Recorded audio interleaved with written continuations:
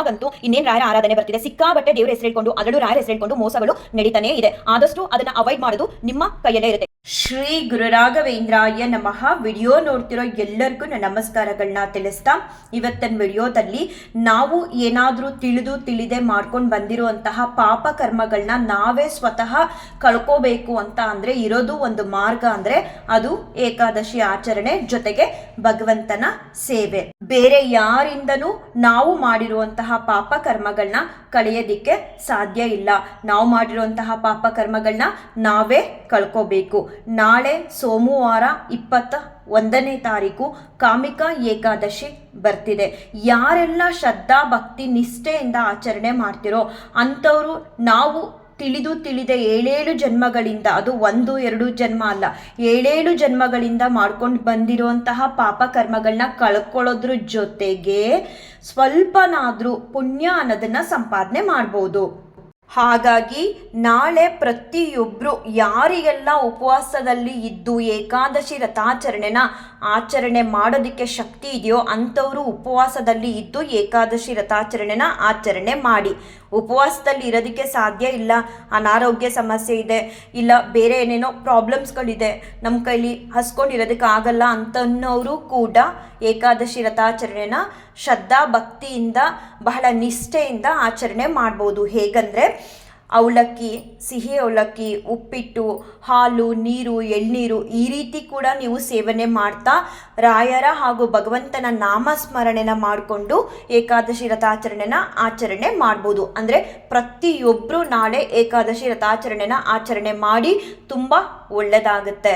ನಾಳೆ ನೀವು ಏನಾದರೂ ತಿಳಿದೆ ಅನ್ನದಿಂದ ಮಾಡಿರುವಂತಹ ಪದಾರ್ಥಗಳನ್ನ ಸೇವನೆ ಮಾಡಿದ್ರೆ ನಿಮ್ಮೊಳಗಡೆ ದೈತ್ಯ ರಾಕ್ಷಸರು ಆವಾಹನೆ ಆದಾಗೆ. ಭಗವಂತ ಶ್ರೀಕೃಷ್ಣ ಪರಮಾತ್ಮ ದೈತ್ಯ ಅಂದರೆ ರಾಕ್ಷಸರಿಗೆ ಹೇಳಿರ್ತಾರಂತೆ, ಅನ್ನ ಯಾರು ಸೇವನೆ ಮಾಡ್ತಾರೆ ಏಕಾದಶಿ ದಿನ ಅವರೊಳಗಡೆ ನೀವು ಸೇರ್ಕೊಂಡ ಹಾಗೆ ಆಗುತ್ತೆ ಅಂತ ತಿಳಿಸಿರ್ತಾರಂತೆ. ಯಾಕೆ ದೈತ್ಯರಿಗೆ ಆ ರೀತಿ ಹೇಳಿರ್ತಾರೆ ಅಂದರೆ, ಈ ಏಕಾದಶಿ ವ್ರತಾಚರಣೆ ಗೊತ್ತಾದ್ಮೇಲೆ ಎಲ್ಲರೂ ಕೂಡ ಏಕಾದಶಿ ವ್ರತಾಚರಣೆನ ಮಾಡಿ ತಾವು ಮಾಡಿರುವಂತಹ ಪಾಪ ಕರ್ಮಗಳನ್ನೆಲ್ಲ ಕಳ್ಕೊಳ್ತಾ ಬರ್ತಿರ್ತಾರೆ. ದೈತ್ಯರು ಹೋಗ್ಬಿಟ್ಟು ಶ್ರೀಕೃಷ್ಣನ ಹತ್ರ ಕೇಳ್ತಾರಂತೆ, ನೀವು ಮಾಡಿರೋ ಒಂದು ವ್ರತಾಚರಣೆಯಿಂದ ನಮಗೆ ಕೆಲಸನೇ ಇಲ್ಲದೆ ಇರೋ ಹಾಗೆ ಆಗ್ಬಿಟ್ಟಿದೆ, ಏನು ಮಾಡೋದು ಶ್ರೀಕೃಷ್ಣ ಪರಮಾತ್ಮ ಅಂತ ಕೇಳಿದಾಗ ಶ್ರೀಕೃಷ್ಣ ಪರಮಾತ್ಮ ಹೇಳ್ತಾರಂತೆ, ನಿಮಗೂ ಕೂಡ ನಾನು ಕೆಲಸ ಕೊಡ್ತೀನಿ. ಯಾರೆಲ್ಲ ಈ ವ್ರತಾಚರಣೆನ ಆಚರಣೆ ಮಾಡಿ ನಿಮ್ಮ ಪಾಪ ಕರ್ಮಗಳನ್ನ ಕಳ್ಕೋಬಹುದು ಅಂತ ತಿಳಿಸಿದೀನೋ ಅದ್ರ ಜೊತೆಗೆ ಅಕಸ್ಮಾತ್ ಯಾರಾದ್ರೂ ಅನ್ನ ಸೇವನೆ ಮಾಡಿದ್ರೆ ಅಂತ ಅನ್ನಗಳಲ್ಲಿ ನೀವು ಅಡಕ ಆಗಿ ಅವ್ರ ಒಳಗಡೆ ನೀವು ಆಹ್ವಾನ ಆಗ್ಬಹುದು. ಆಗ್ಲೂ ಕೂಡ ಮನುಷ್ಯ ಎಷ್ಟೇ ನಾವೇನು ತಪ್ಪುಗಳನ್ನ ಮಾಡದೆ ಎಲ್ಲ ಸದ್ಮಾರ್ಗದಲ್ಲಿ ನಡೆದಿದ್ರು ಕೂಡ ಏಕಾದಶಿ ದಿನ ನಾವು ಅನ್ನ ಸೇವನೆನ ಮಾಡಿದ್ರೆ ಪಾಪ ಕರ್ಮಗಳನ್ನ ಕಟ್ಕೊಂಡಾಗೆ ಆಗುತ್ತೆ. ಆ ಕಾರಣಕ್ಕೆ ಶ್ರೀಕೃಷ್ಣ ಪರಮಾತ್ಮ ದೈತ್ಯ ರಾಕ್ಷಸರಿಗೆ ಹೇಳಿರ್ತಾರಂತೆ, ನೀವು ಹೋಗಿ ಅನ್ನದಲ್ಲಿ ಅಡಕ ಆಗ್ಬೋದು ಅಂತ. ಅದರಿಂದ ಯಾರೊಬ್ರು ಕೂಡ ನಮ್ಮ ಕೈಲಿ ಉಪವಾಸ ಇರೋದಕ್ಕೆ ಆಗಲ್ಲ ಅಂತ ಅಂದ್ರೂ ಪರವಾಗಿಲ್ಲ, ಅನ್ನ ಸೇವನೆನ ಮಾಡಬೇಡಿ. ಅದ್ರ ಬದಲಾಗಿ ಹಾಲು, ಹಣ್ಣು, ಎಳ್ನೀರು ಮತ್ತು ಅವಲಕ್ಕಿ, ಉಪ್ಪಿಟ್ಟು ಈ ರೀತಿ ನೀವು ಸೇವನೆನ ಮಾಡಿಕೊಂಡು ಏಕಾದಶಿ ವ್ರತಾಚರಣೆನ ಆಚರಣೆ ಮಾಡಿ ಸಾಧ್ಯ ಆದಷ್ಟು ಪುಣ್ಯ ಅನ್ನೋದನ್ನ ಸಂಪಾದನೆ ಮಾಡ್ತಾ ನಾವು ಮಾಡ್ಕೊಂಡು ಬಂದಿರುವಂತಹ ಪಾಪ ಕರ್ಮಗಳನ್ನ ಕಳ್ಕೋಬಹುದು. ಇನ್ನು ರಾಯರ ಆರಾಧನೆ ಹತ್ರ ಬರ್ತಿದೆ. 3 ದಿನಗಳು ಇರುತ್ತೆ ರಾಯರ ಆರಾಧನೆ. ಪೂರ್ವ ಆರಾಧನೆ, ಮಧ್ಯ ಆರಾಧನೆ, ಉತ್ತರ ಆರಾಧನೆ. ಈ 3 ದಿನಗಳು ಕೂಡ ನೀವೇ ನಿಮ್ಮ ಮನೆಗಳಲ್ಲಿ ಸ್ವತಃ ರಾಯರನ್ನ ಕೂರಿಸಿ ಆಚರಣೆ ಮಾಡ್ಬೋದು. ನಿಮ್ಮ ಯಥಾಶಕ್ತಿ ಯಥಾಭಕ್ತಿ ಹೀಗೆ ಮಾಡಬೇಕು ಅಂತ ಏನಿಲ್ಲ.